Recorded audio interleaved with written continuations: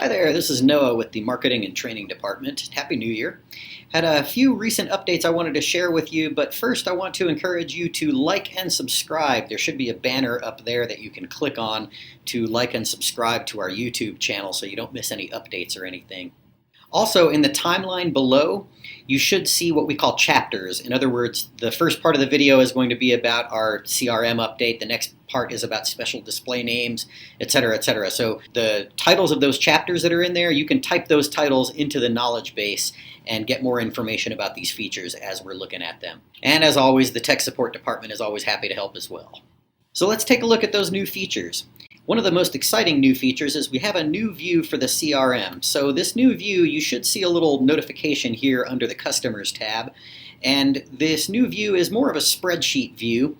As you can see, it kind of lists your customers out in front of you, and you can actually use these filters to narrow down those lists. So it's a super useful feature, and if you don't like it for whatever reason, you can always switch back, but we think you will like it. So we've also increased the scope of the Show Item Display Name Everywhere setting.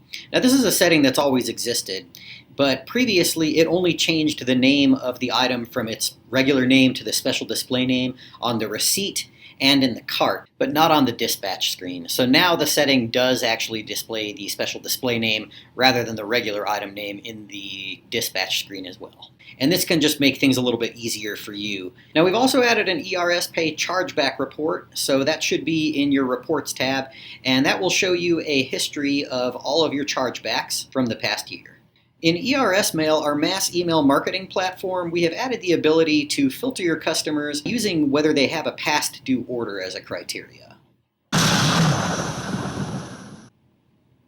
I'm hilarious, right?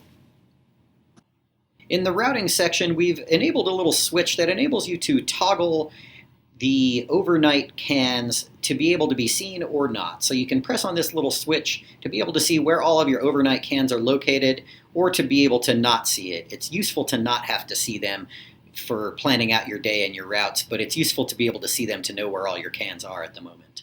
We've also made it so that a check number is required for checkout if you're marking an order as paid with a check. If you don't put a check number in there, the system will tell you, hey, you need a check number, you lazy bum. Actually, they took the lazy bum language out of there. I don't know, they're too sensitive or something. So we've created a setting that will hide the invoice from your driver in the contract, in the driver app. So at the top of the contract, instead of seeing all of this invoice information, your driver will just see the part that comes below that, the thank you for your business and everything that comes below that. We've created a rule set that enables you to create a surcharge for specific cities. So if you go to Admin, Rules, General Rule Sets, and you click in to add a new rule, you can choose from the menu Apply Fee by City. And then you can name the fee, and that's how it's going to display on the receipt.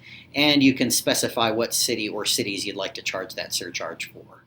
We've also enabled the little S symbol that tells you when an order has been signed for, when the contract has been signed, in the events view itself. It shows up in various other places in the system, but we added it to the events view for convenience for you.